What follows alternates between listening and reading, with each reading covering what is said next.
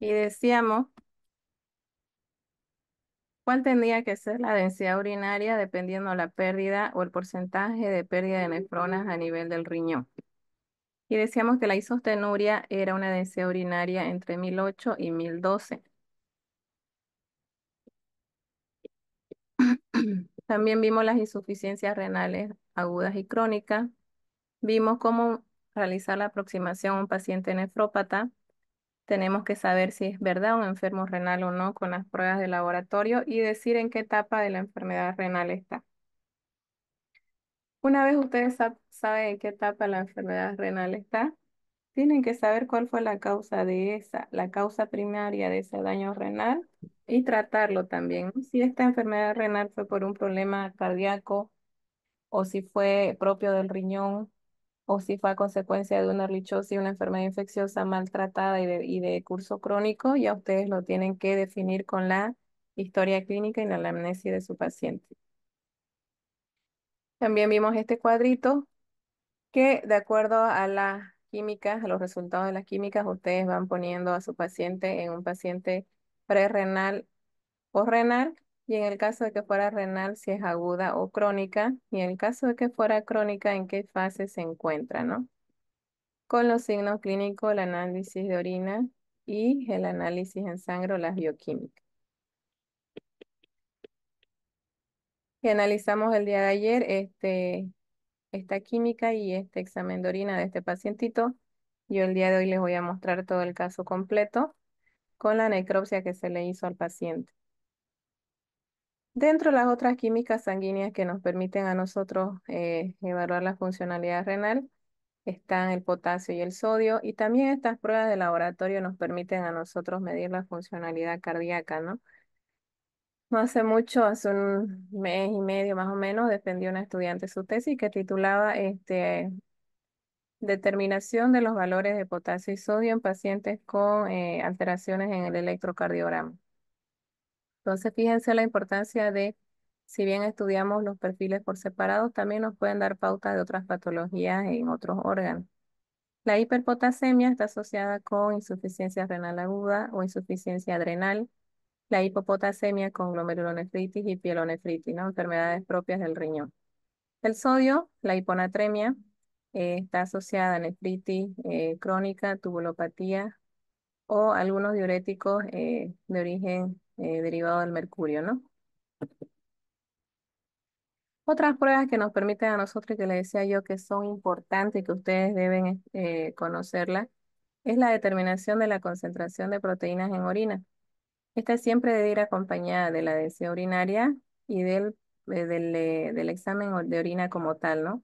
Porque decíamos nosotros que si teníamos un examen de orina con proteínas, trazas, teníamos que asociarlo y ir y ver el sedimento urinario y ver si es un sedimento activo, si tengo glóbulos blancos, si tengo glóbulos rojos, o si tengo abundante cantidad de espermatozoides si fuera un macho no castrado, ¿no? Y estoy sospechando de un problema de prostatitis. Hay dos pruebas que nos permiten ver las proteínas si son de origen renal. Si ustedes no tuvieran este reactivo para poder hacer la prueba, pueden usar lo que es el ácido nítrico y le echan unas gotas de ácido nítrico a su muestra en el tubo y se va a formar un halo blanquecino como la nata de la leche en la parte superior que les va a decir que es positivo a la presencia de proteínas de origen renal. Esa sería una prueba de screening que se hace y si me va a decir si es o no, pero no me va a dar un valor numérico, es una técnica cualitativa también, pero mucho más confiable que la tira reactiva de orina. Ya ahí a ustedes si les diera positivo, pueden pasar a pedir a un laboratorio la determinación de proteínas en orina y ya tener un valor numérico de la concentración de proteínas que se están perdiendo a nivel urinario. Otra prueba para el diagnóstico de problemas renales, tenemos el SDMA. El SDMA es un indicador sensible de la función renal en perro. Y la creatinina, ¿qué significa SDMA? Dimetilarginina simétrica. Entonces, un biomarcador que tiene esta sensibilidad de detectar problemas renales cuando ahí hay un daño de entre el 25 al 40% de la pérdida de la funcionalidad renal. Entonces, fíjense, nos permite a nosotros hacer un diagnóstico precoz y también poder alargarle la calidad de vida al paciente, ¿no? Sabemos que la creatinina no aumenta hasta que se ha perdido un máximo del 70 al 75% de la funcionalidad renal. El SMA detecta problemas renales a partir del 25%, la creatinina lo hace cuando ya está más del 70-75%. Es lo mismo esto que la anterior diapositiva, que es el SDMA, no se olvide, es un biomarcador, que por sus siglas significa dimetilarginina simétrica. Eh, Mide la tasa de filtración glomerular, quiere decir que mide la funcionalidad de filtración que tienen los glomérulos, tanto en perros como en gatos, ¿no? Detecta precozmente pérdida progresiva y aquí hace una diferencia entre la creatinina, ¿no?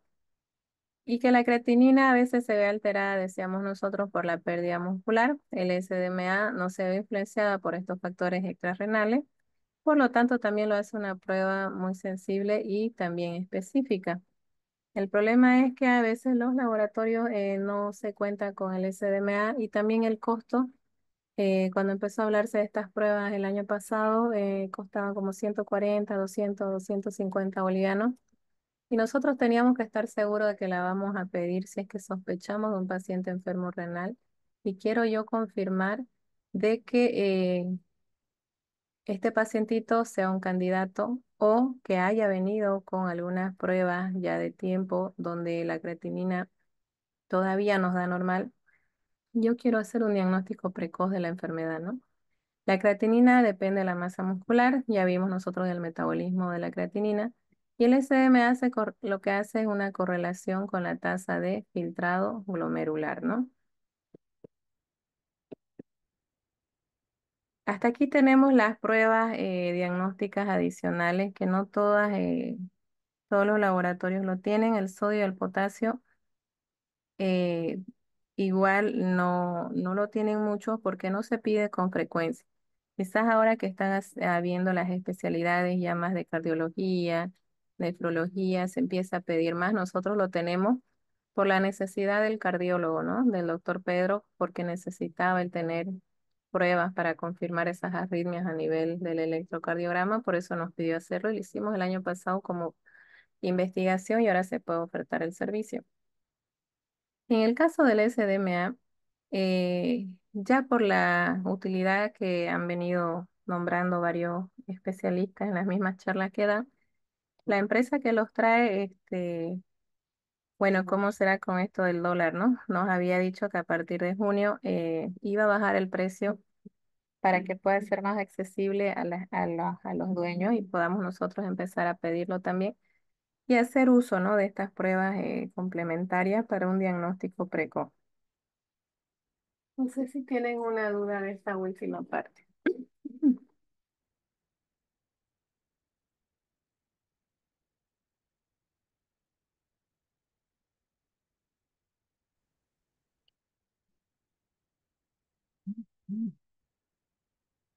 Bien, si no existe ninguna consulta, voy a habilitar la... Primero les voy a mostrar el caso para que concluyamos el de arriba, el del Rottweiler, y ustedes puedan ver ya el caso completo. Y váyase preparando el grupo que va a exponer eh, el pacientito que tenía problemas renales en la feria, ¿ya?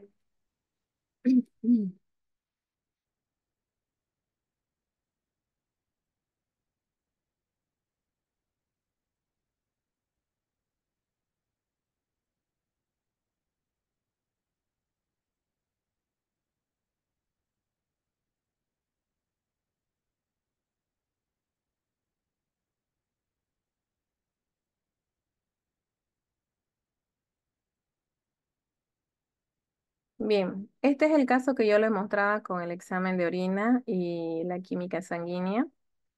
Nosotros confirmamos la glomerulonefritis porque a este paciente se le hizo eutanasia y se le hizo la necropsia, ¿no? Y se mandó a histopatología. Entonces tenemos un diagnóstico definitivo gracias a la histopatología.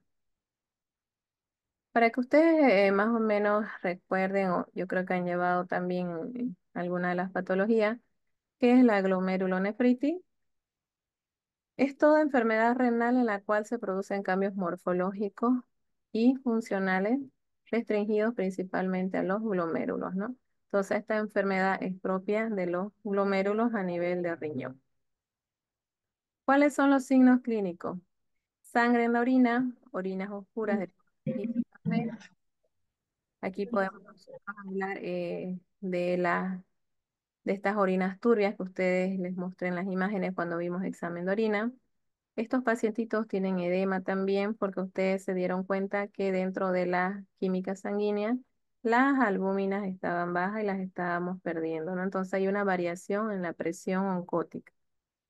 Dolor abdominal, diarrea, fiebre, inapetencia, dificultad para respirar, micción excesiva y vómito y decaimiento. Fíjense el vómito, que es un signo clínico que uno pensaría, estos son vómitos amarillos, pensaría que es un problema hepático. También tengo que empezar a tener dentro mi diagnóstico diferencial si es una raza predisponente que puede tener algún problema a nivel renal.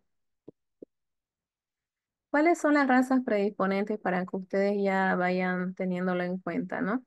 El Bull Terrier, el Dálmata, Samoyedos, Doberman Pinscher, el Cocker, Terranova, Galgo, Rottweiler y los el usuario. Las glomerulonefritis tienen una subclasificación. Son enfermedades glomerulares primarias o enfermedades glomerulares secundarias, ¿no? También tenemos enfermedades por complejos inmunes. Alguien está con su... Bien. En el caso de las enfermedades por complejos inmunes, se han reconocido dos tipos de mecanismos patológicos. El primero, depósito de complejos inmunes formados en el torrente sanguíneo. Y el segundo, la formación de inmunocomplejos in situ. Quiere decir el primero que estos complejos o depósitos de complejos inmunes se dan a nivel de circulación. También cuando hablamos nosotros de lichosis, hablamos de una reacción antígeno-anticuerpo o depósito de estos complejos a nivel de glomérulos renales, porque hablamos de una enfermedad que está en sangre, ¿no? Y la otra sería la formación de inmunocomplejos propios del riñón. Entonces, es una formación de complejos inmunes propios de los glomérulos renales. Cuando hablamos de una enfermedad de origen no inmunológica, estas enfermedades inducen cambios hemodinámicos en los desórdenes metabólicos y algunas drogas también me van a producir estos daños. Por eso nosotros tenemos que tomar en cuenta al momento de realizar una terapia que vaya a ser de largo plazo y que sabemos que va a pasar dentro de su proceso de excreción, metabolismo y excreción del organismo, va a excretarse por vía renal, ¿no? Y también me puede causar un daño que esto no tiene nada que ver con complejos inmunes. La hipertensión también, porque nosotros decíamos que toda variación en la presión sistémica, en la presión arterial, va a desencadenar en un problema a nivel glomerular, porque el riñón no va, lo que les pido a ustedes es presión y volumen de sangre adecuada. La hipertrofia glomerular asociada a un incremento en la concentración intrarrenal, hipertrofia quiere decir aumento, hiperglucemia por la diabetes, administración de glucocorticoides también, e infecciones del tracto urinario, especialmente en animales que reciben terapias inmunosupresoras, ¿no? Cuando nosotros hablamos de pacientes neoplásicos, tenemos que tener en cuenta todos estos síndromes para neoplásicos, todo ese mecanismo de acción que va a tener ese quimioterápico que sí va a ir y va a actuar tratando de parar esa multiplicación de las células cancerígenas, pero en ese afán también no es que va a ir y solo va a atacar a ellas, va a atacarme también a células blancas normales. Por lo tanto, son pacientes que van a estar con inmunosupresión y van a desencadenar como enfermedades secundarias estas infecciones del tracto urinario, ¿no? Y esto un poco del tratamiento que tiene que ser en base a la dieta, administración de inhibidores de la enzima convertidora de la angiotensina. Ayer nosotros vimos un cortito lo que era el sistema renina-angiotensina-aldosterona y decíamos nosotros que se encargaba de la baja presión sanguínea, que cuando esta presión estaba baja, ¿qué era lo que pasaba con este sistema renina-angiotensina-aldosterona? ¿Recuerda?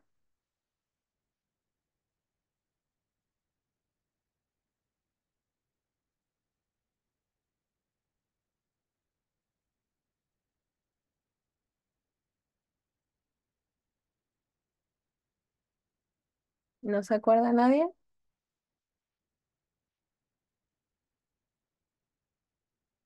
El sistema renina-angiotensina-aldosterona es el encargado de activarse cuando la presión arterial baja. Por lo tanto, lo que va a hacer es retener sodio, trabaja en conjunto con la hormona antidiurética, que nosotros decíamos que esta hormona antidiurética o vasopresina, lo que hacía era reducir la diuresis, por lo tanto, son pacientes que van a tener oliguria, ¿no? Entonces, lo que vamos a hacer con esta enzima convertidora de la angiotensina, o llamada también ECA, que lo que hace es activar la angiotensina 1 en angiotensina 2 para que podamos retener nosotros sodio y potasio y por tanto agua, y al retener en el organismo estos compuestos, vamos a hacer que la presión sanguínea, ¿no? Y si nosotros vemos cuáles son sus causas, que es la hipertensión, lo que hacemos es inhibir esta enzima convertidora en la angiotensina, por lo tanto no va a haber todo este mecanismo de retención de sodio y agua. Por eso es importante que nosotros sepamos en qué caso vamos a usar estos inhalapriles o benacepriles de acuerdo a la patología que tiene mi paciente, ¿no? El control de la hipercoagulabilidad también y las terapias inmunosupresoras en el caso de pacientes confirmados que tengan una enfermedad de base que sea neoplásica, ¿no? En el caso del manejo de la dieta, restricción proteica a lo mínimo con el objetivo de reducir la proteinuria.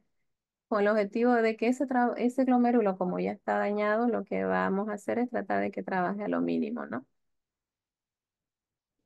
Y este es el caso ya completo, el motivo de la consulta. El animal hace una semana que no quiere comer y a veces vomita. Lo que come y se nota que ha decaído en estos varios días, ¿no? Hace 3 a 4 años sufrió de hipocalcemia en su segundo y último parto. No es una mascota callejera, su alimentación se basa en carne de pollo y alimento balanceado, tiene todas sus vacunas al día y desparasitada. No la han visto orinar con frecuencia en los últimos días.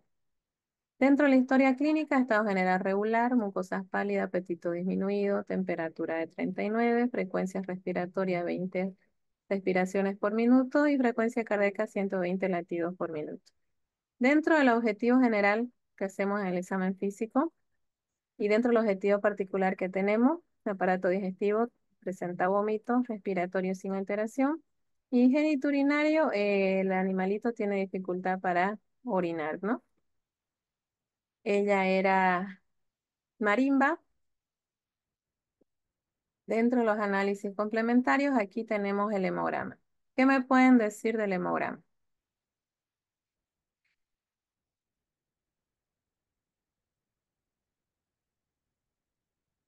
Si no hay voluntarios, empiezo a nombrar. La forma en que van a tener su examen el día miércoles va a ser esta, ¿no? Les voy a presentar la historia clínica, la descripción del caso, una pequeña imagen del paciente y voy a ponerle sus pruebas complementarias. Entonces, ustedes tienen que decirme en base al hemograma, la química y su examen de orina, eh, ¿qué paciente tienen? Si es un paciente con problema hepático o es un paciente enfermo renal. ¿Qué decíamos nosotros dentro de la clasificación o estadificación del paciente enfermo renal crónico? Teníamos 3 estadios, ¿no ves? ¿Sí? Sí, anemia no Sí, regenerativa. doctora. Bien. ¿Hay algún voluntario o empiezo a nombrar? ¿Quién me interpreta ese hemograma? Y si se equivocan en alguna parte, vamos corrigiendo. Hagan de cuenta que ya se están preparando para su examen.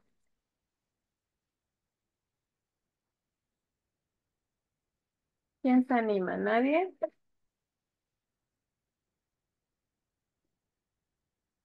Bien, los voy a animar yo ya.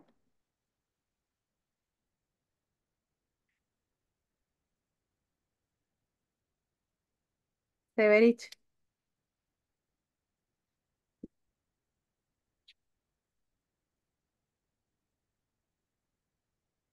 ¿está Severich? El que está en sala y no responde en la lista va a tener falta, porque es como si no estuviera en clase. Bien. Daniela, Daniel Mora, perdón.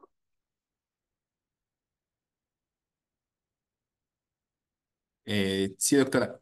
Eh, lo que podemos ver primero en la serie roja es una clara anemia por los eritrocitos y el hematocrit. Ya. ¿Qué más? Eh, Después vemos las proteínas ligeramente elevadas, Ya. ¿Eso qué se llama? hiperproteinemia, Bien. Leve, moderada, marcada. leve. Ya. Vamos al Y blanco. la serie blanca, entonces vemos eh, una marcada leucocitosis. Ya. Y en base a eso también tenemos los neutrófilos elevados, una neutrofilia, con también una eosinofilia. Bien. ¿Con qué asocia estas alteraciones usted? Eh, bueno, probablemente sea una infección bacteriana Ya. eh, Localizada, septicémica. localizada. Y Ya. la eosinofilia me dice también que puede ser con alta inflamación, tal vez incluso una alergia. Ya. Las proteínas. Las proteínas me indican que, bueno, puede ser también justamente lo de la inflamación. Si tiene una inflamación general, las proteínas también se van a elevar un poco. Ya. Recuerda la historia clínica. ¿Puedo asociarlo con algún signo clínico de esa hiperproteinemia? Eh, no, no, no sé, doctora. Volvámoslo y a ver para que ustedes se vayan ubicando. ¿Qué dice en el objetivo particular dentro del aparato digestivo? ¿Hay alguna alteración? Ah, bueno, los vómitos Ya, entonces la hiperproteinemia, ¿qué se puede ver? se puede dar a una deshidratación. Bien. ¿La anemia no regenerativa con qué lo asociarían? Eh,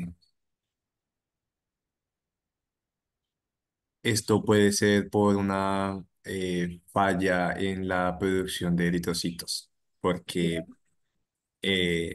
sí, probablemente sea más que, como no, vemos que no es regenerativa y falta también, no nos indica nada que tenga un daño en la médula ósea, puede llegar a ser que tiene por la desnutrición una falla en la producción de eritrocitos. Podría ser una anemia ferropénica. La anemia no regenerativa, ¿cómo se clasifica? Eh,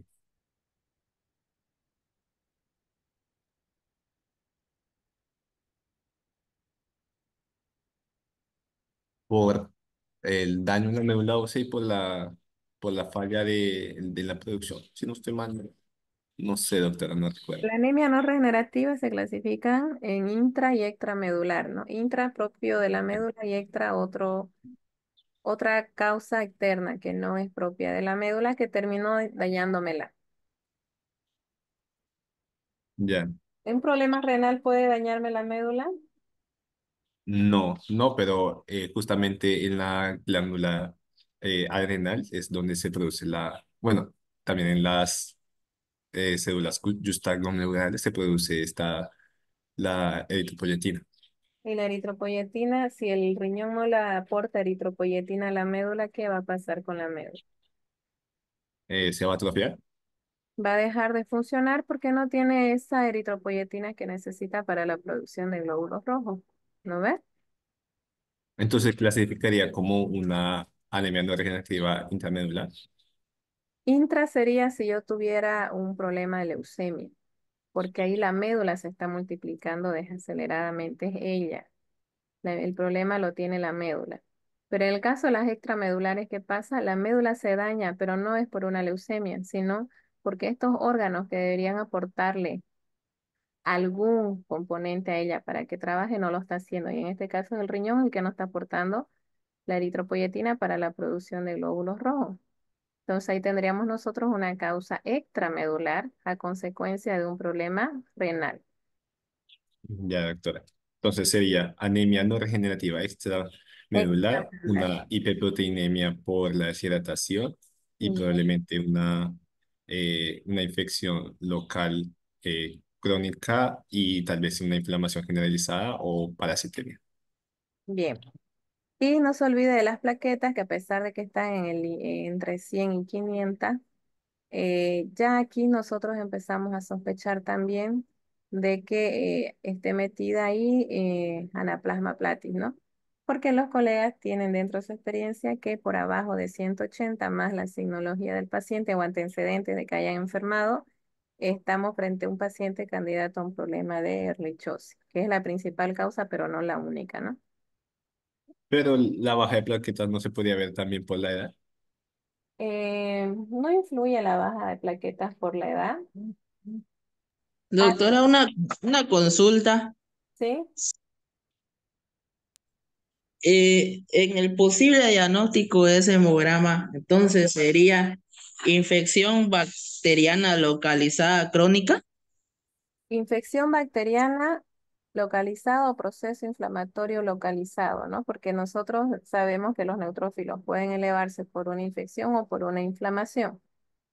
Crónica, fíjense, los monocitos no han superado los 720 todavía, ¿cierto? Entonces yo no podría estar hablando de un proceso crónico. Sí, de un proceso inflamatorio o infeccioso localizado.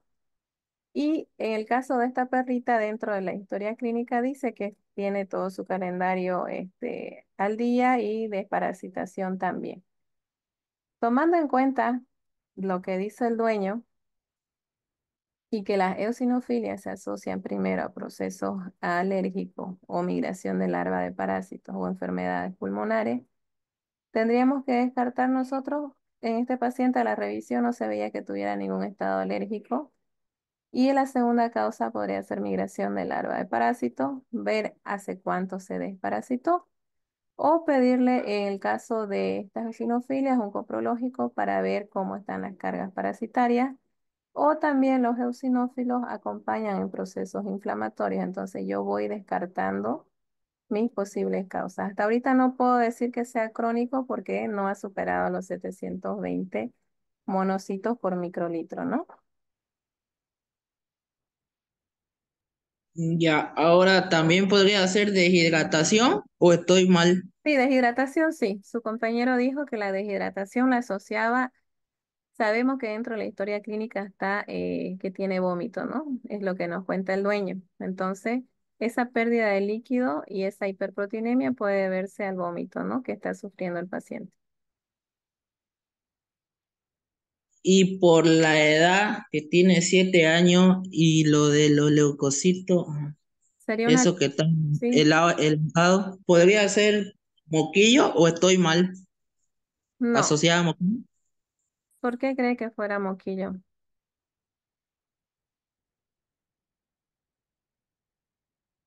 ¿Por qué sospecharía de moquillo?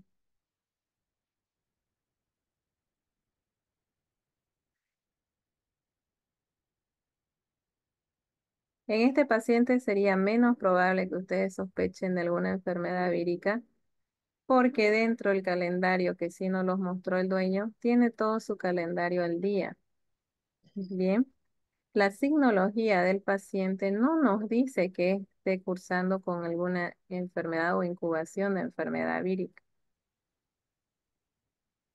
Y estos leucocitos asociados a esta anemia no regenerativa extramedular lo puedo ir asociando a un problema renal o a un problema hepático crónico, a un proceso crónico como tal, y que la inflamación puede deberse a ese nivel que está en uno de esos órganos. Todavía no tengo desvío a la izquierda. O es un paciente que está con un proceso inflamatorio o es un paciente que está con un proceso infeccioso localizado. Y si toma en cuenta que la perrita no la han visto orinar con frecuencia los últimos días, quizás esa infección bacteriana localizada esté a nivel de vejiga asociado a un problema de infección urinaria.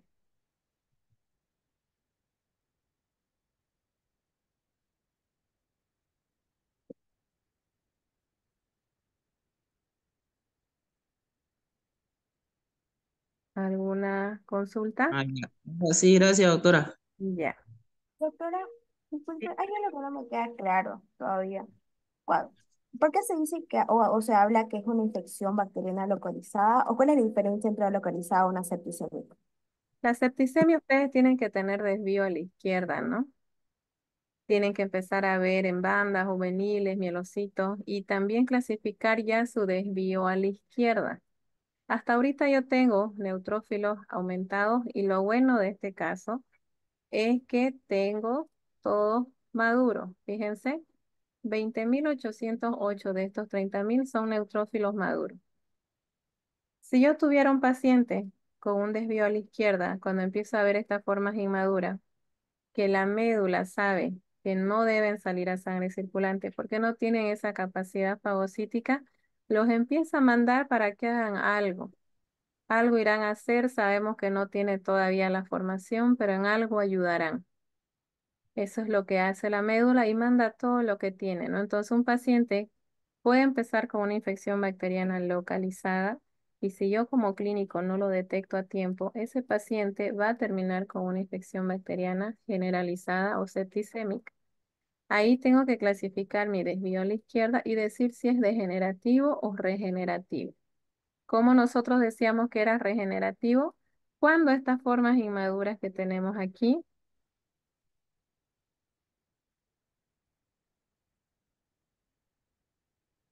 estas formas en bandas juveniles y mielocitos, haciendo la sumatoria total, si es regenerativo, tengo mi sumatoria total que sean, digamos, en este caso 68, son mis neutrófilos maduros.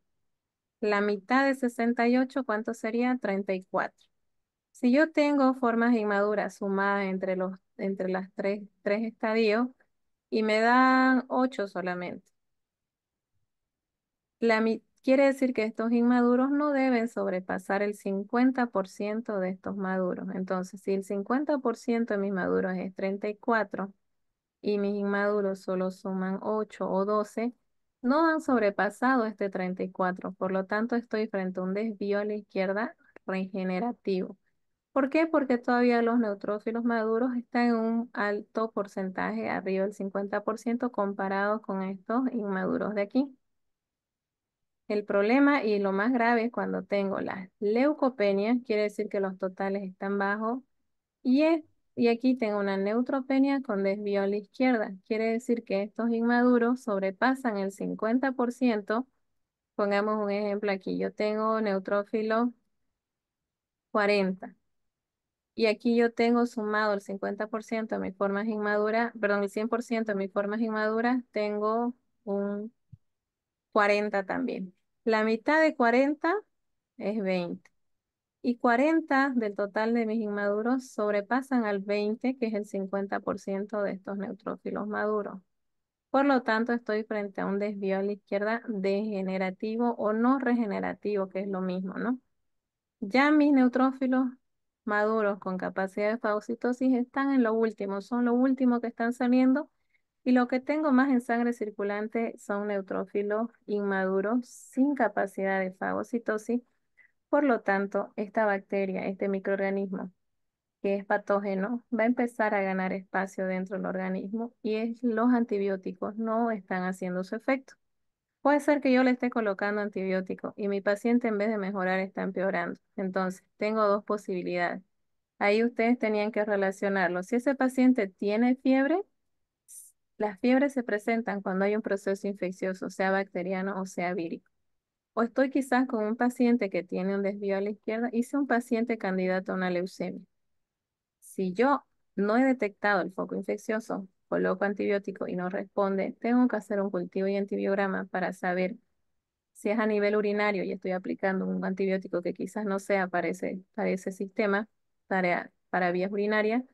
Hago el cultivo y veo que quizás el antibiótico que estoy usando es resistente y por eso es que el animal no está respondiendo. Entonces el antibiograma me va a permitir a mí identificar la resistencia y la sensibilidad al antibiótico.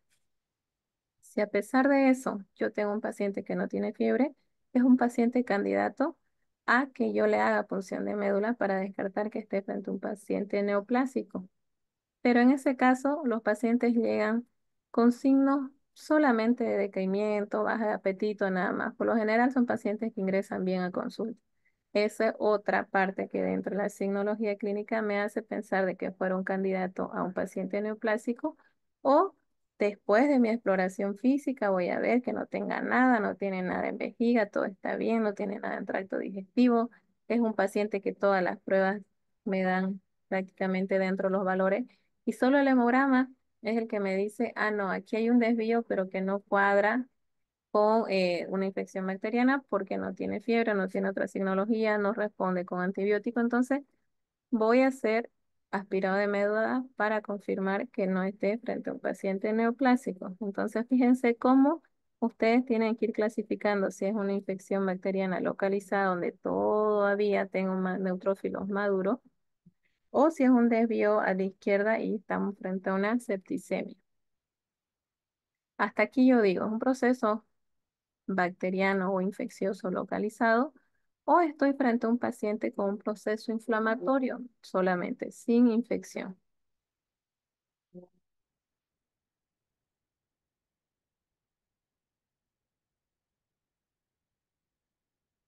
No sé si ahí le quedó claro. Una última pregunta, doctora. ¿El pronóstico cuál sería? ¿Grave, leve o moderado? Por la edad del paciente, por la anemia no regenerativa y por la leucocitosis, ¿dónde pondrían ustedes a su paciente? Si fuera este su examen. ¿Favorable, desfavorable, grave?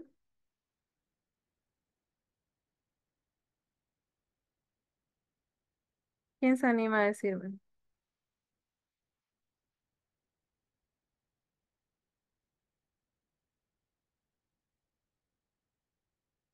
¿Qué le pondría a usted, Cardoso? Grave, doctora. ¿Con la edad sería grave o estoy mal? Un paciente hasta ahorita, solo con el hemograma, porque necesito ver las otras pruebas que yo le pedí. Tengo un paciente que está con un pronóstico grave. Primero porque es un paciente viejito de 7 años y ya tengo una anemia no regenerativa. Aquí ya la médula no tiene respuesta medular y son de peor pronóstico las anemias no regenerativas que las anemias regenerativas. Tengo un paciente que tiene 7 años y tiene 30.600 de leucocitos. Entonces, un paciente que debería estar en sus blancos más o menos en unos 6.000, 7.000 blancos. Entonces, tengo una leucocitosis marcada o acentuada en este paciente.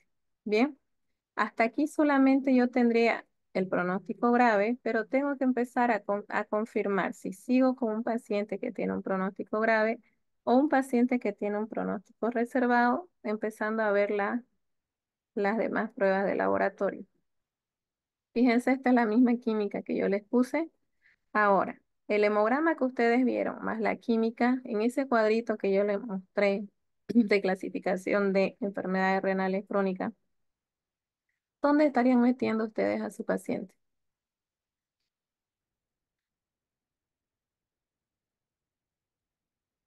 Yo les voy a dar el caso y les voy a dejar una tablita vacía como esta.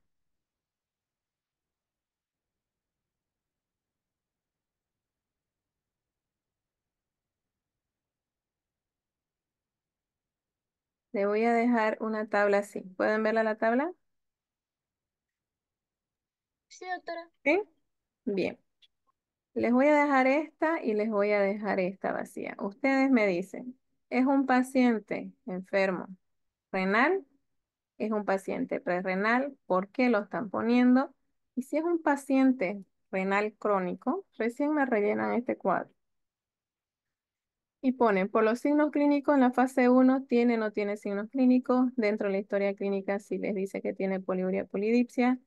Y ustedes concluyen con esto, ¿no? Mi paciente es un enfermo renal crónico en fase o estadio 3 porque tiene un síndrome urémico, porque tiene proteinuria y sostenuria en la orina, porque tiene hiperazotemia marcada y porque tiene una anemia no regenerativa normocítica normocrómica y porque tiene, si les diera yo el valor de estos otros compuestos, si les pusiera fósforo, sodio, potasio, ya ustedes lo ponen, ¿no? Si no les pongo, dejan con lo que ustedes vean que tiene la historia clínica. Si es un paciente prerrenal, me dicen, ¿no? Es prerrenal porque la urea está más elevada que la creatinina, son ligeros aumentos de creatinina, porque la densidad de la orina está en tal y tal valor si fuera gato o perro. Revisando el examen químico de orina, no hay proteinuria, el sedimento no tiene ninguna alteración. Y en el caso de el efecto a la rehidratación, en este paciente yo veo que el somograma tiene hiperproteinemia, en la historia clínica dice que tiene vómito, fiebre o diarrea.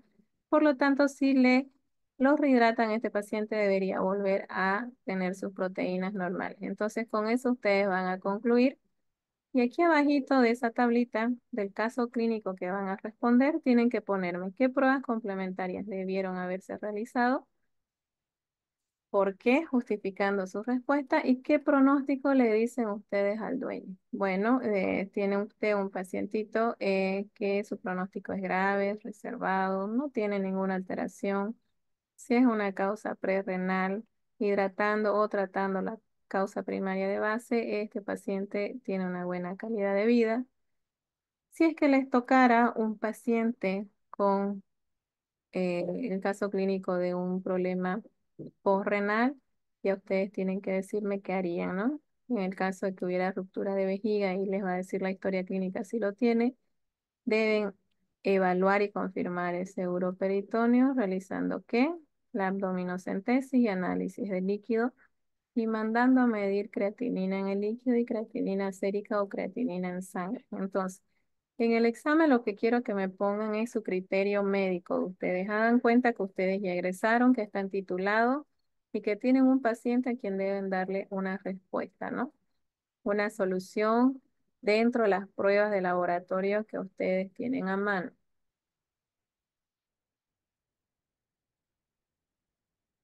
Sigamos con el caso. Estamos en el examen de orina. Este examen ustedes ya lo vieron. Creatinina está aumentada más de 5 veces su valor. Hasta aquí yo digo, ¿es un enfermo renal? ¿Sí o no? Sí. Sí. Bien. También tengo hipoalbuminemia. Ya vimos ayer por qué. Esta parte de la química ya la habíamos visto. Dentro del examen de orina, las observaciones que ustedes tendrían que haber hecho las vimos también. Que este examen de orina no les marca o no les informa las proteínas, ¿no? Confirmamos que era paciente renal porque teníamos nosotros células de origen renal abundante dentro del epitelio renal caudal, ¿no? La ecografía que se le hizo y los resultados obtenidos fueron los siguientes, ¿no? Hígado, tamaño y forma conservada, vesícula conservada, vaso conservado, riñones. Ambos riñones presentan la zona con ecogenicidad aumentada en relación al hígado y al vaso, la zona medular dilatada, sugerente a una nefritis. La vejiga urinaria moderadamente distendida, con pared engrosada y contenido anecoico turbio, asociado a una cistitis. Entonces, hasta aquí me dicen que aparentemente el hígado está en tamaño y forma conservada, el parénquima tiene la ecogenicidad, un poquito de infiltración grasa, la vesícula biliar está conservada, vaso conservado y el problema se da a nivel de riñones y de vejiga urinaria y que coincide con lo que decía la historia clínica de que ese animalito no lo habían visto orinar en los últimos días, ¿no? Resolución del caso. Cuando el paciente llegó tenía vómito, estaba descompensado con esos valores de uricreatinina. No se le realizó ningún tratamiento. El dueño decidió hacerle la eutanasia humanitaria por el daño renal grave e irreversible, ¿no? Entonces, fíjense, yo teniendo una vez mi ecografía, teniendo mi examen de orina, mi química y mi hemograma, llego a una conclusión. Entonces, ¿me quedo con un pronóstico grave o con un pronóstico reservado?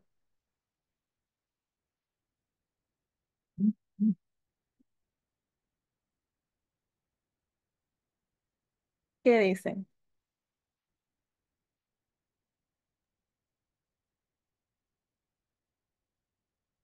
¿Con qué pronóstico Reservado. reservado, no ve? También se habla de un pronóstico infausto cuando hablamos de pocas posibilidades de vida que tiene el paciente. Nosotros podríamos ponerlo a este perrito en un pronóstico de reservado a infausto. Bien, hasta aquí yo tengo ya mi pronóstico general de paciente con mis pruebas y mi análisis complementario que yo tengo. Se le hizo la eutanasia y se procedió a hacer la necropsia del paciente y fíjense que estos son sus riñones. ¿Cómo lo ven ustedes?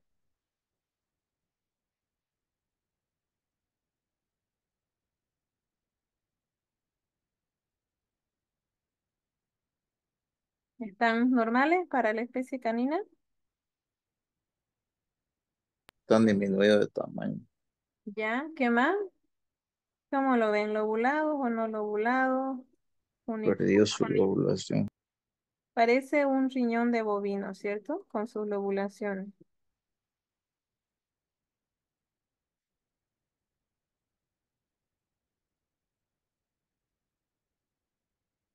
¿Sí? ¿Confirmamos lo que me decía la ecografía?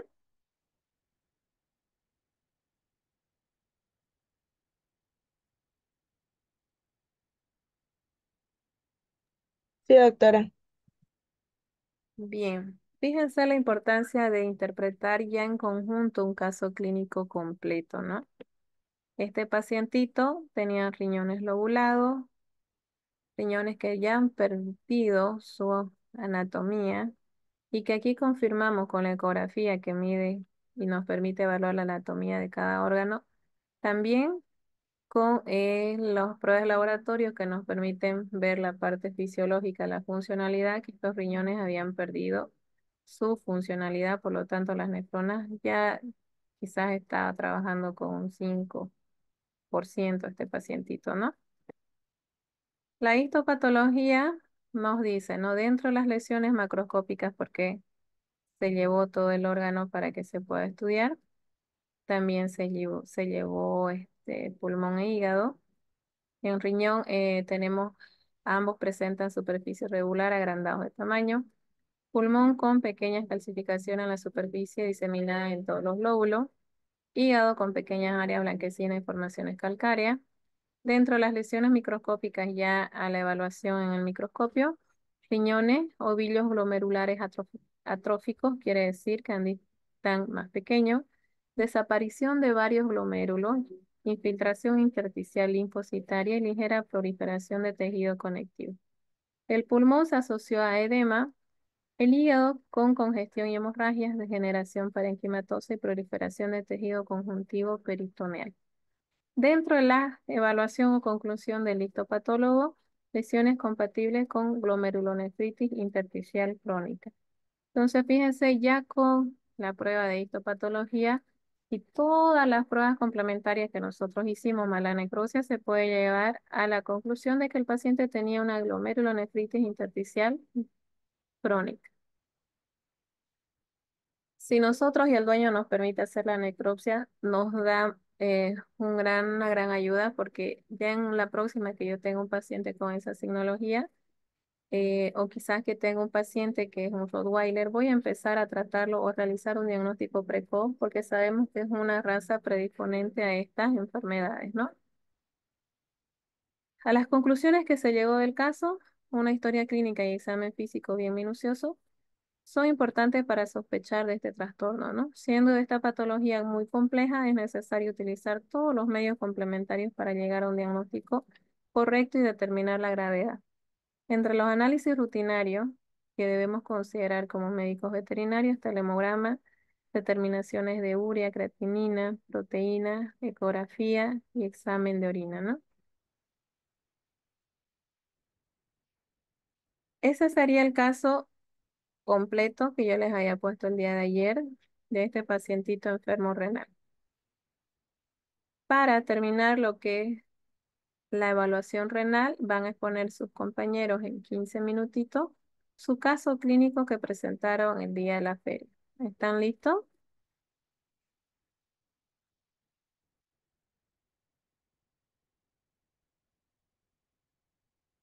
Y ¿Les doy para compartir o yo lo comparto de aquí? Usted mejor, por favor, doctora. Ya.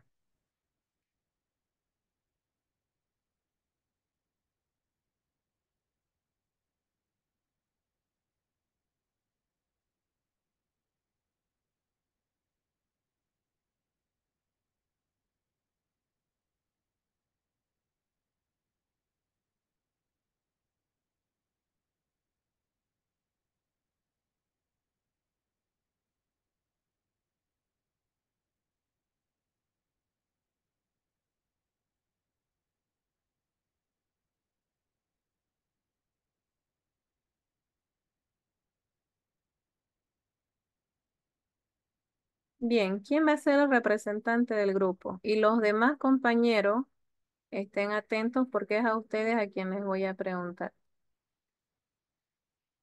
¿Quién va a exponer? Yo, doctora Ya, Cardoso. comienza. Tiene Ya. 15 minutitos. Ya, buen día, doctora. Buenos días, compañero. Mi grupo nos tocó exponer ese día la insuficiencia renal en canino. Para comenzar, tenemos que saber qué es la insuficiencia renal en canino o insuficiencia renal. La insuficiencia renal se produce cuando los riñones son incapaces de cumplir con las funciones. Estos órganos son indispensables porque se encargan de una gran cantidad de funciones vitales. Una de las más importantes es la eliminación de desechos y del exceso de líquido en el cuerpo gracias a la orina. Por este motivo, al producirse un fallo renal, se dan alteraciones que impactan negativamente en la calidad de vida del animal, en este caso, en el canino. Luego concluimos con el riñón, que esto es la anatomía o fisiología. Comprende de cápsula renal, ahí está el conjuntivo fibroso, la arteria renal, la vena renal, el uréter, el cáliz renal, la columna renal, la pirámide de Malpighi y la corteza renal. La arteria renal, por a ella la sangre llega al riñón para ser filtrada. Luego la vena renal transporta la sangre depurada desde el riñón hacia el organismo. La, ¿Lo paso? sí, lo de ladito no es importante. Ya. Entre el aparato urinario tenemos el riñón y la vejiga urinaria. Voy a explicar las funciones y la estructura. Las funciones: la producción de orina, filtrando la sangre. De esta forma eliminan productos metabólicos y las toxinas. El control integrado del líquido extracelular, del equilibrio electrolítrico y del equilibrio ácido básico. Producen hormonas como el calcitriol, la eritropoyetina y enzimas como la renina. Entre su estructura, los riñones son órganos pares ubicados en la parte posterior del abdomen, por detrás del peritoneo. La orina formada en los riñones desemboca a través de las vías urinarias intrarrenales, cálices y pelvis renal en los uréteres. Esto la transporta a la vejiga urinaria, donde se almacena hasta ser eliminada al exterior por la uretra. Todos sabemos que la unidad estructural del riñón es la nefrona. Sí. Los tipos de insuficiencia renal, ya sabemos, existen dos: la aguda y la crónica. Siguiente. Ahora vamos a hacer la diferencia entre la lesión renal aguda y la enfermedad de insuficiencia renal crónica, que es la que nos tocó. Entre las alteraciones está la súbita y rápida. Los signos clínicos eran presentes. La anemia de origen renal no tenía. Y el tamaño de los riñones eran normales, los antecedentes de la enfermedad renal previa y eso. La insuficiencia renal crónica, eso ya lo expliqué a un comienzo. Pues sí. Ahora vamos con el caso clínico. Este es un perro de edad 8 años. Los datos del paciente, el nombre era Sadán, la especie canino, la raza Pitbull, sexo macho, edad 8 años y un peso aproximado de 20 kilogramos. En la anamnesis le preguntamos el motivo de la consulta. Según relató el dueño, hace 4 días no come, no orina, pero sí bebe agua. Tiene dificultad al pararse, como se ve en la foto, y caminar con debilidad en los miembros posteriores. Presentaba áreas alopésicas en el lado derecho del cuerpo. En el examen físico, el estado general era regular, las mucosas pálidas, el apetito era anorexia, la hidratación era deshidratación leve, una temperatura de 38,7, la frecuencia cardíaca era de 172 latidos por minuto y la frecuencia respiratoria era de 48 radios por minuto y sí tenía una desparasitación. El diagnóstico presuntivo, según se asocia a cistitis o hiperplasia prostática o un problema renal. En las pruebas diagnósticas, como se ve ahí, el hemograma está marcado con rojo. Donde más se veía alteración eran los eritrocitos, el hematocrito, la hemoglobina, las plaquetas, las proteínas y los linfocitos. Más adelante le voy a explicar. Como se ve ahí, ya. Ya, ahí, ya está, el hemograma. Los eritrocitos no está dentro de lo normal, el hematocrito está dentro de lo normal igual, la hemoglobina igual, pero la proteína está en 96 y eso eh, no está dentro de lo normal, ya que dentro de lo normal, por la edad del paciente, es de 60-80. Siguiente, doctora.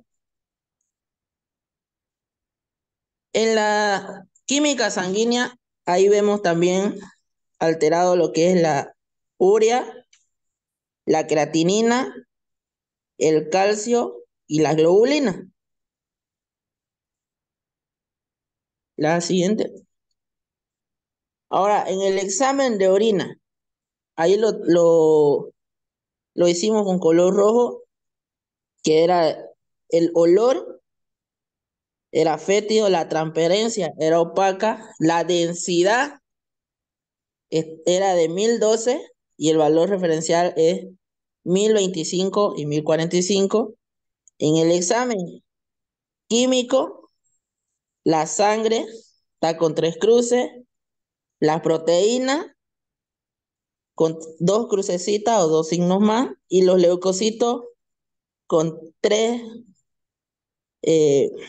crucecitas o signos más. En el examen de seguimiento está normal, solamente los leucocitos estaban en campo lleno, los eritrocitos campo lleno y abundante bacterias con bacilos cocos en el examen de orina. En el tratamiento,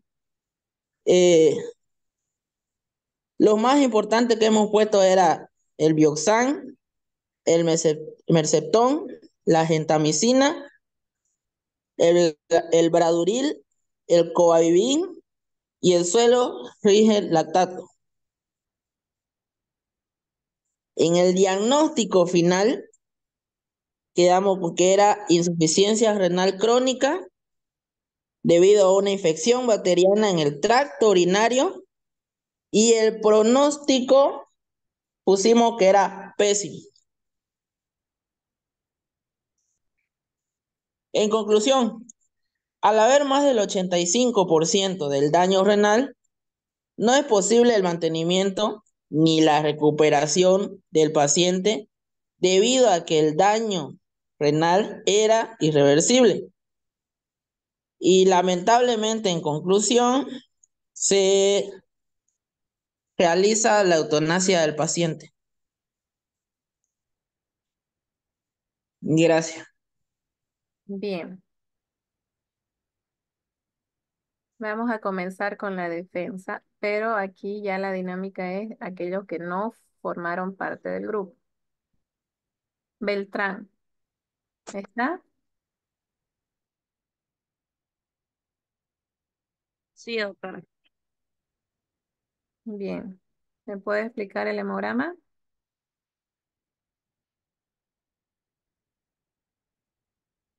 Se lo voy a poner aquí. ¿Qué ven en el hemograma que no esté dentro de los parámetros de referencia?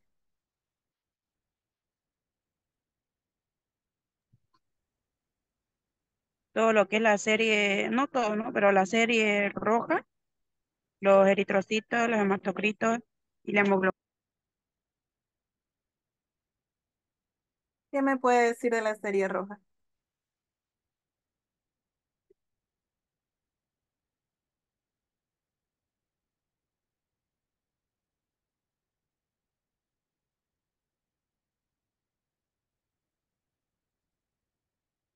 Beltrán. ¿Se me escucha? No, se corta.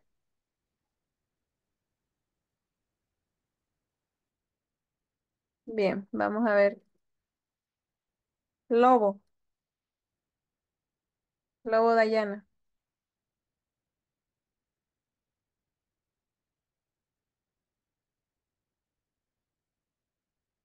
¿Está Lobo?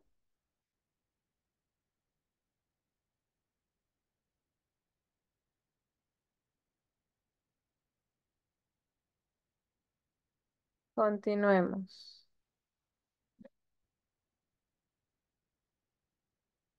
Holguín.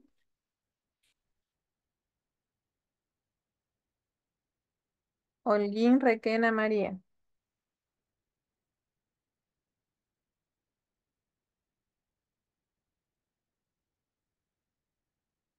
Recuerden que si no responden, ya tiene falta Severiche, Lobo y Holguín. Peralta. Presente, doctora. Bien. Explíquenme el hemograma. Mm, ah, yo observando no noto una anemia, porque quizás está un poquito, no están tan bajos como para decir anemia, Bien. pero ¿Por qué cree que ese bueno, hematocrito no sería real? eh, quizás porque el paciente presentaba deshidratación. ¿Ya? ¿Y qué pasa fisiológicamente en ese caso? Nos va a mostrar todos los rangos de referencia, este, no exacto. Entonces, si yo le hago fluidoterapia al animal, ahí ya me va a mostrar los rangos en su nivel correcto. Ya, entonces va a haber una elevación falsa del hematocrito para tratar de compensar esa pérdida de líquidos, ¿no ves? Sí. Bien. ¿Qué más puede ver en el hemograma? La elevación de las proteínas, ¿Ya? que también puede ser debido a una inflamación o también debido a la deshidratación que presenta el animal. ¿Ya? Las plaquetas, Eh, También están bajas. ¿qué se dice cuando están bajas?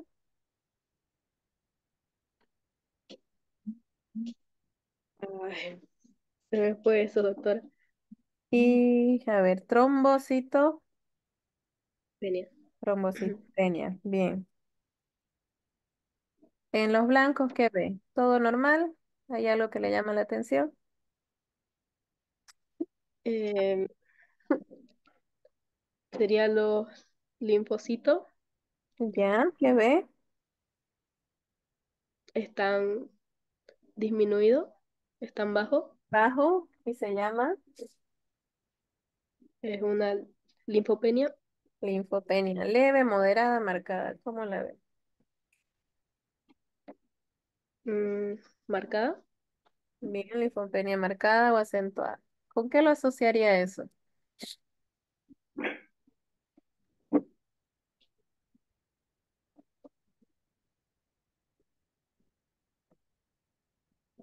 ¿Con qué asocia dos causas, dígame, de linfopenia en un paciente? mm, ¿Algún proceso de infección o algún proceso inmunológico? También la principal causa, vámonos, porque puede ser un paciente que esté estresado, ¿no ves? Sí, que esté dolorido, que esté bajo un estado de estrés. También puedo asociarlo a Ehrlichia canis, que me da leucopenia con linfopenia. Ehrlichiosis canis puede estar metida y acompañada en anaplasma platis, que puede ser también este paciente candidato por la trombocitopenia que tiene. Y después ya lo puedo asociar también a enfermedades víricas, ¿no? Si fuera un animal donde tengamos signologías de enfermedad vírica o antecedente que no tenga un calendario de vacunación al día. Bien, ¿qué pronóstico le daría a este paciente solo con el hemograma? Mm, Este,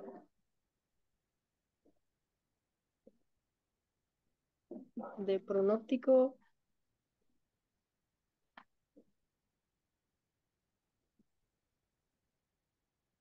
Con las alteraciones que usted ve.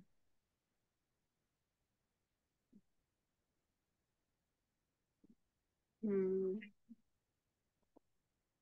este, mm, hasta el momento no sería un pronóstico grave. Podría ser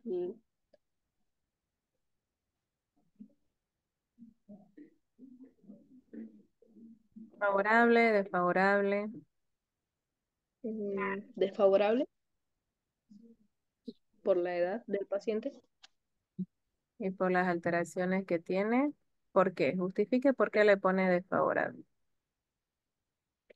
porque ya es un animal mayor que Ya. está presentando muchas complicaciones que hemos podido observar en la anamnesis y los datos que se pudo obtener de él. Entonces sería un paciente con un pronóstico grave, ¿no ves? Sí.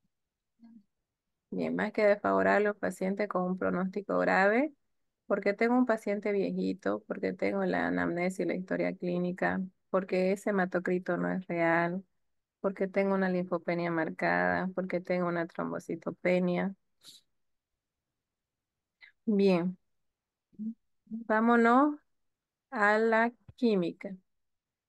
Una persona, Doctora, ¿sí? doctora, antes de eso, yo veo que ahí en el hemograma las proteínas están elevadas y el hematocrito está dentro de lo normal. Eso me hace pensar de que es una máscara. Exacto, es lo que decía su compañera, que ella no consideraba que ese hematocrito sea real porque las proteínas estaban altas. Yo tengo dos causas, ¿no? Me voy primero, como yo no lo he visto al paciente, tengo que ver qué es lo que me dice el clínico, la historia clínica. Busco dentro de la anamnesis. Dice, según relató el dueño, hace 4 días no come, no orina, pero sí bebe mucha agua. Tiene dificultad para pararse y caminar, debilidad en los miembros posteriores, presenta alopecia. Fíjense que esto también es un dato relevante, ¿no? Presenta alopecia en el lado derecho del cuerpo. Cuando veamos nosotros exámenes dermatológicos y también vamos a ver casos clínicos, se van a dar cuenta que a veces uno trata de curar o hacer tratamiento para ese problema de piel y no le pide un hemograma, una química a un paciente dermatológico, donde quizás es una enfermedad secundaria, ¿no? ¿Ustedes creen que el problema de piel aquí es una enfermedad primaria en este paciente?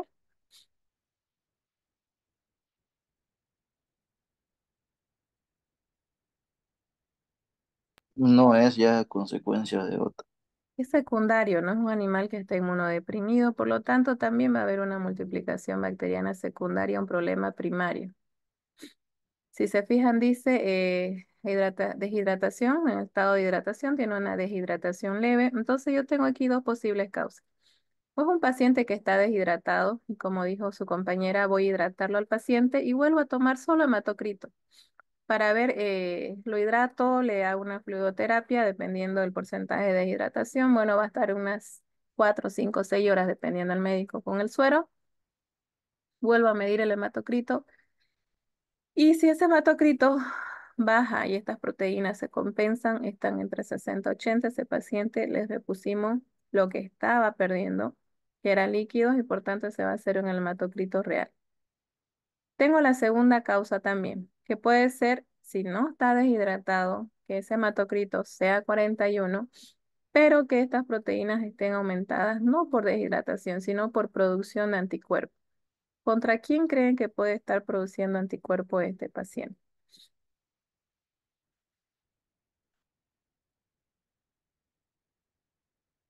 Con infección vírica que dijo. O también frente a qué hablábamos, recuerdan de los complejos inmunes que se formaban a nivel de glomérulos renales. En el caso de infecciones o de enfermedades que estén en sangre, como los hemoparásitos, uno de ellos es Ehrlichiosis, ¿no ven? ¿Se acuerdan cuando vimos el anterior caso del Rottweiler y les hablaba de las glomerulonefritis? Sí, doctora. ¿Sí?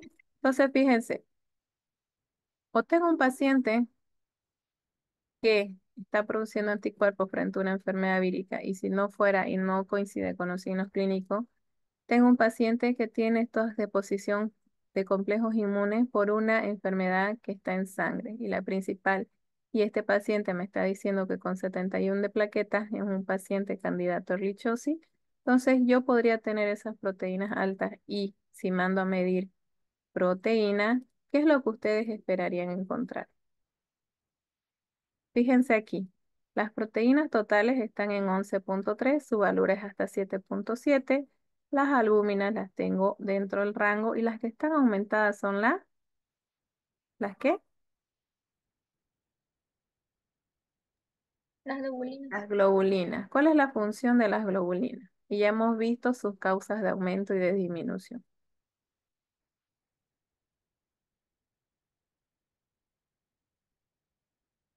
Dígame una causa de hiperglobulinemia.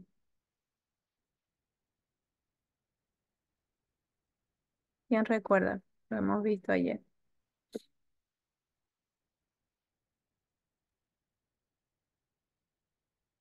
Deshidratación o procesos neoplásicos.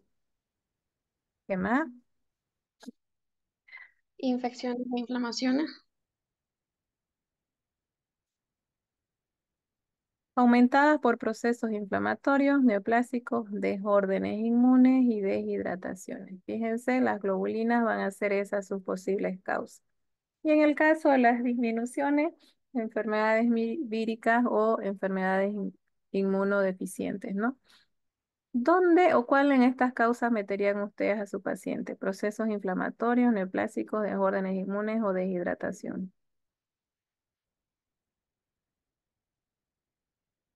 Dos causas, ¿dónde lo meten a su pacientito?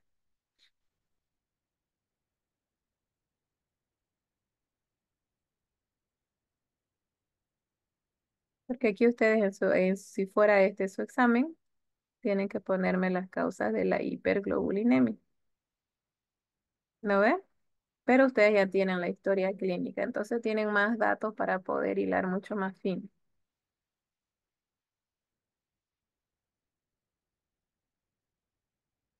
La deshidratación, doctora. Ya, y otra segunda, Procesos inflamatorios. procesos inflamatorios.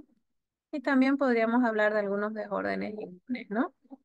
Tomando en cuenta también que Richosis va a ir por vía circulatoria hacia los glomérulos y va a producir una reacción antígeno-anticuerpo a nivel de glomérulo renal. ¿Van entendiéndole?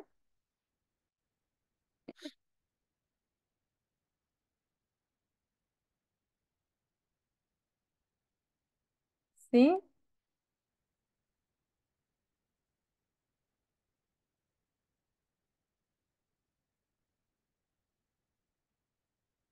Mire, son las 10 menos cuarto y no hablamos de hígado 2 días.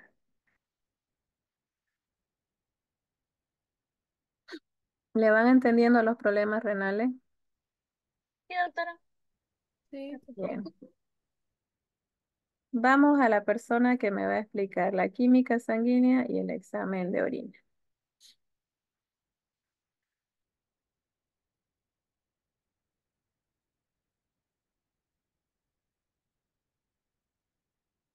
Tapia Martínez. A ver, no es parte del grupo. Está bien. Tapia, ¿está? Sí, doctora, buenas tardes. Buenos días. Buen día. Explíqueme la química, por favor, y de ahí ya pasamos a la orina. Ya.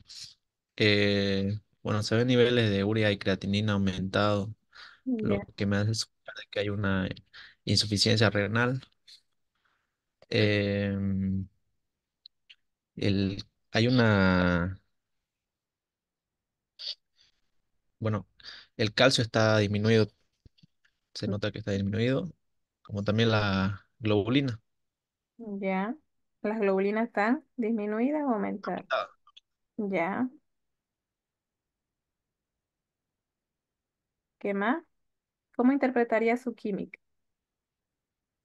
Eh, ¿Tienes un enfermo por renal la, agudo, crónico? Usted ya vio el hemograma. ¿Dónde lo pondría en esa tablita?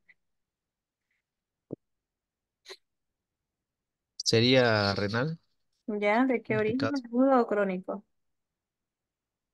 Eh,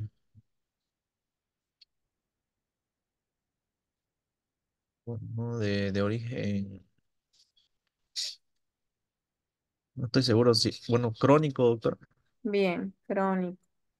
Tenemos un paciente que la urea y la creatinina están elevados 5 veces su valor. Tengo un paciente que es paciente geronte.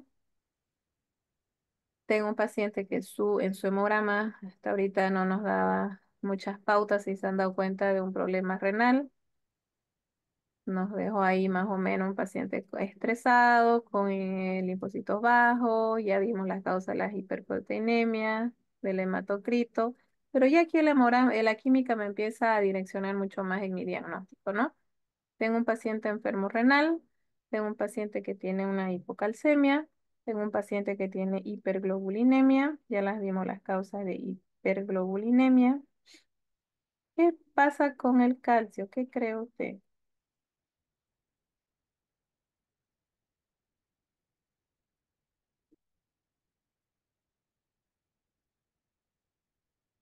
¿Se acuerdan ustedes del mecanismo de regulación del calcio por parte de la tiroides y la paratiroides? ¿O no?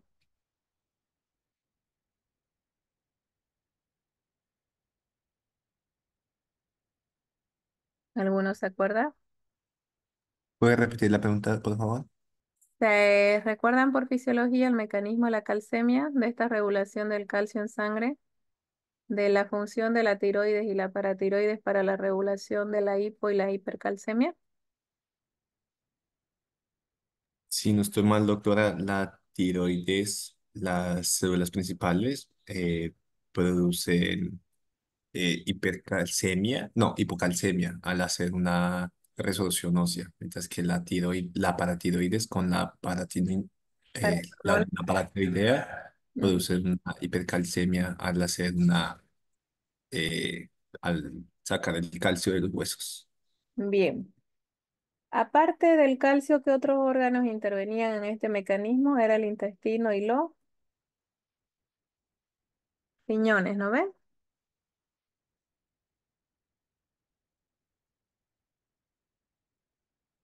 ¿Sí? Sí.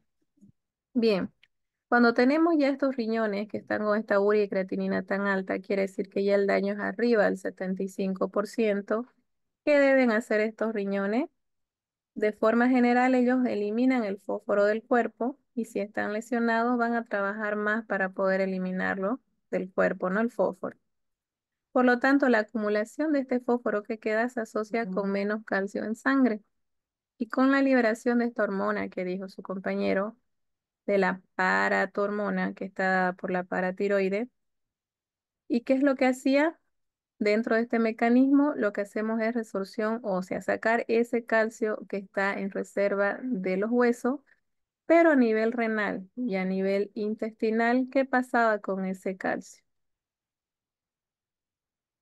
Ujú. ¿Qué creen ustedes que pasa? Porque decimos que dentro de este mecanismo interviene la paratiroides, la tiroides, el intestino y los riñones.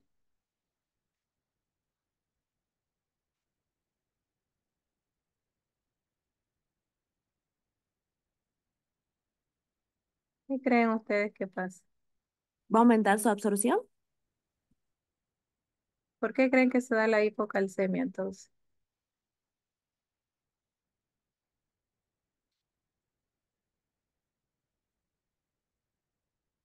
¿Cómo ven este mecanismo? Mora, usted que me explicó sobre la tiroides y la paratiroides, ¿cómo cree que se da esta hipocalcemia en un paciente enfermo renal?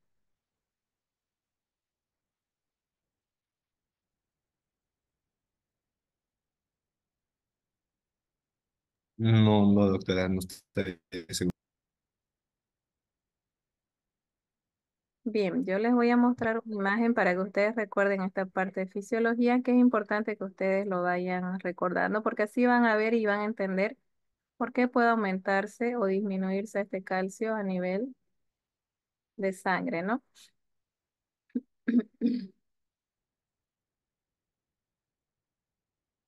¿Pueden ver la imagen?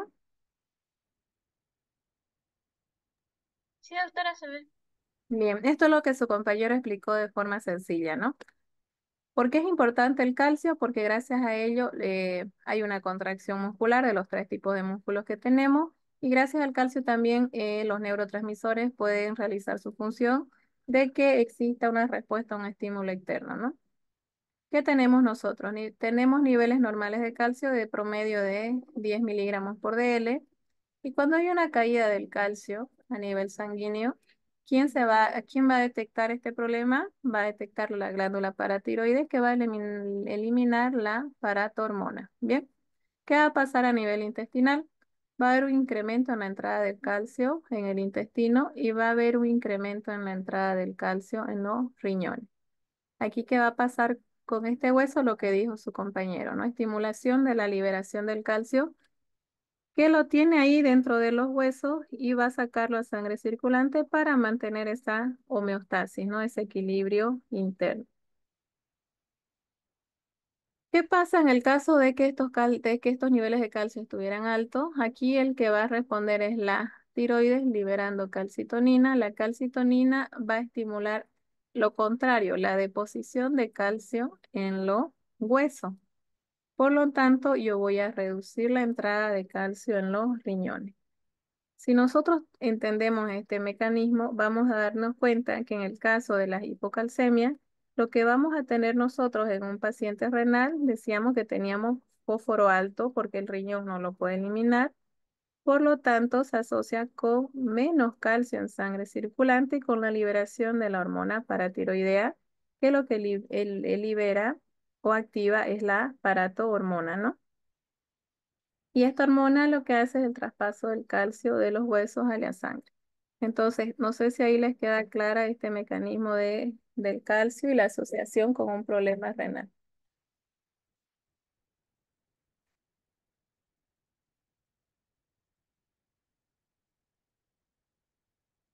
¿Qué pasaría? Porque se asociaría porque los riñones están alterados en sus funciones, ya los glomérulos han dejado de funcionar en más del 75%. Por eso en un paciente, si en este hayamos podido nosotros medirle fósforo, ¿cómo lo hubiéramos encontrado en sangre? ¿Alto o bajo? Alto. Alto. Bien. Fósforo alto, calcio bajo. Porque recuerdan que nosotros decíamos dentro de esa tablita que les digo que me tienen que rellenar el día del examen, que es esta de aquí, cuando estábamos nosotros en un estadio 3 que decíamos hiper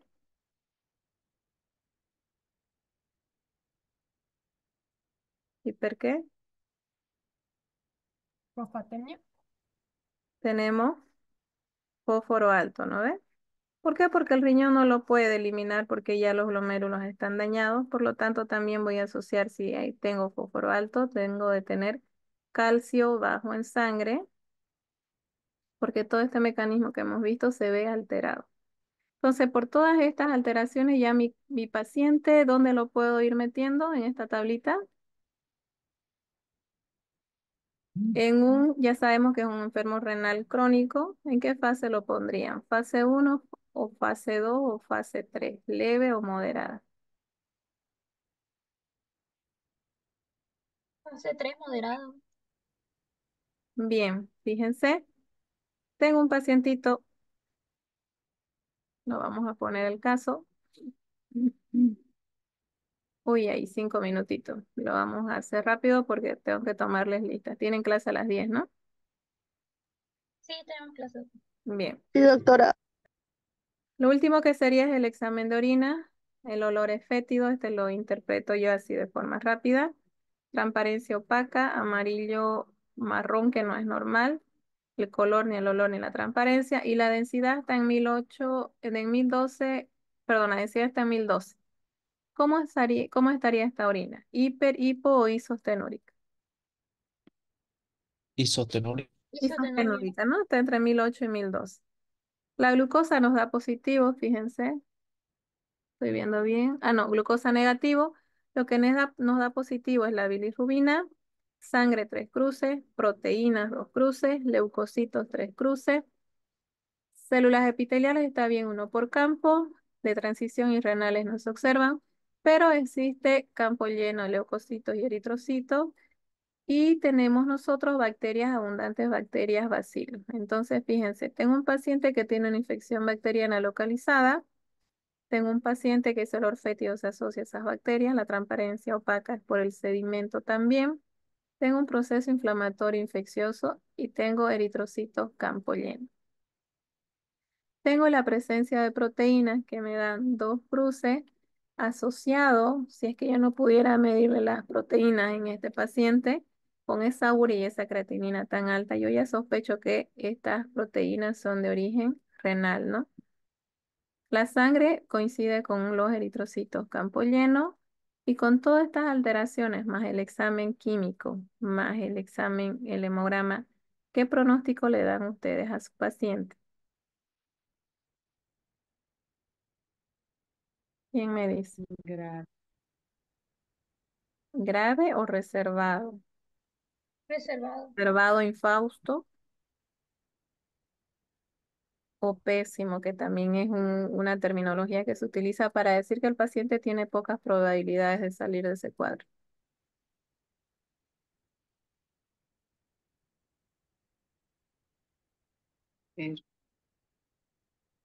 Fíjense que este paciente con esa química, con esa uricreatinina tan alta, con esa densidad entre 1008 y 1012, cuando el valor de referencia está entre 1015 o 1025 o 1045, tengo una densidad demasiado baja, tengo pérdida de proteína, porque probablemente no se ha confirmado porque no teníamos el reactivo en ese tiempo, de que sean estas proteínas de origen renal, pero con esa uricreatinina tan alta, lo más probable es que sí lo sean. Yo pongo a mi paciente en un pronóstico de reservado, infausto o pésimo, ¿no? ¿Qué le faltó a este caso? ¿Qué más debieron haber pedido? ¿Qué creen ustedes que le faltó dentro de las técnicas diagnósticas? Una ecografía, doctora, posiblemente. Una ecografía para que podamos nosotros ver, porque tenemos, fíjense, si bien las químicas aquí no le pidieron ALT ni ST y fosfatasa todavía está dentro del valor. Tengo un paciente que en el examen de orina me dice que tiene bilirrubina, una cruz, y tengo que descartar que esa bilirrubina sea de origen hepático, ¿no? Entonces, fíjense que la ecografía me haya servido de mucha ayuda y con esta bilirrubina también yo debía haber pedido otras pruebas complementarias, como ser aleta y ST para ver la funcionalidad del hígado. ¿Van entendiéndole cómo va a ser su examen? Sí, doctora. Bien, como no hemos ni empezado lo que es hepático, su examen se traslada para el día jueves, ¿ya? No les voy a tomar el examen mientras no terminemos hepático. Tienen que darme segundo corte de renal y hepático y hasta donde me han informado las clases terminan el 6 de julio, entonces tenemos una semanita más para poder hacer las prácticas al final. Ya, doctora. Bien, voy a tomar lista y se van saliendo rapidito porque ya son las 10 y el doctor Núñez es puntual. ¿Pueden ver la lista? Sí, doctora. Bien, nos vemos el día miércoles, ojalá se solucione y ya estemos de forma presencial. Alborta, Presente, doctora. bien, nos vemos el miércoles. Arandia, Nos vemos. les encargo Presente, los doctora. micrófonos, ¿ya? Los apagan. Arrueta, Presente, doctora. Ávila, Presente, doctora. Barberí, Doctora, disculpe, Arani presente. sí, le puse. Ah, ya, Ba- gracias. Barberí, Presente, doctora. Barriga, Presente, doctora. Barriga Dalcy, Sí. Barriga Oscar, Presente, doctora. Barrios, Presente, doctora. Becerra, Presente, doctora. Beltrán Linda, Presente, doctora. Beltrán Gisela, Presente, doctora. vos, perdón, Bernardi, Presente, doctora. vos, Presente, doctora. Burgos, Presente, doctora. Busolí,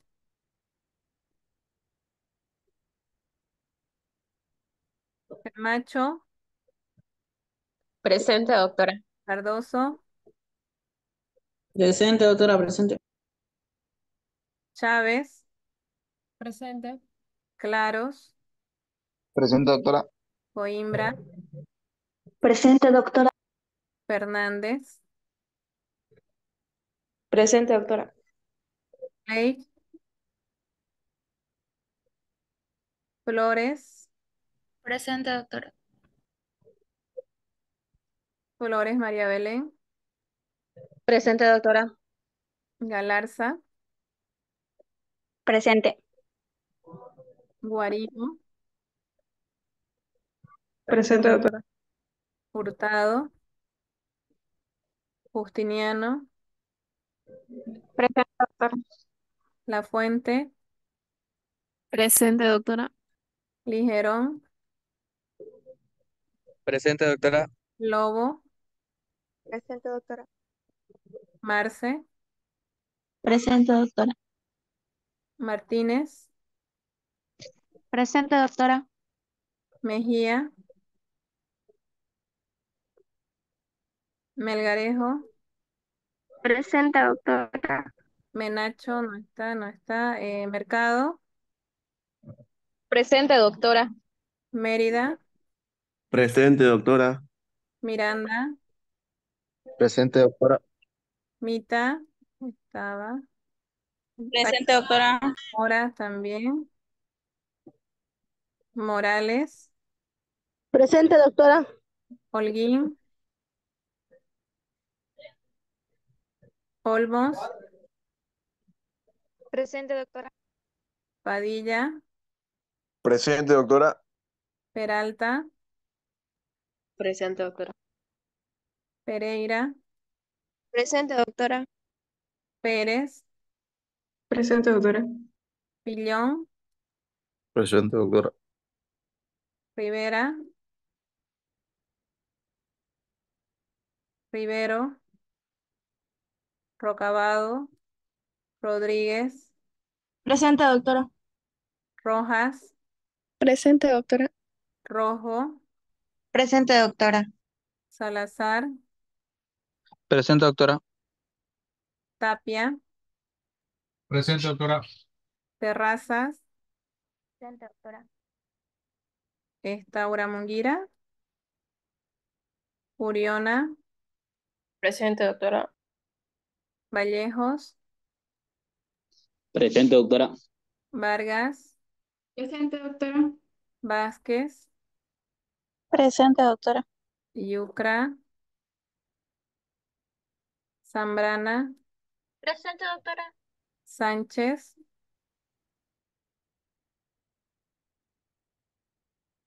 Taboada, Presente, doctora.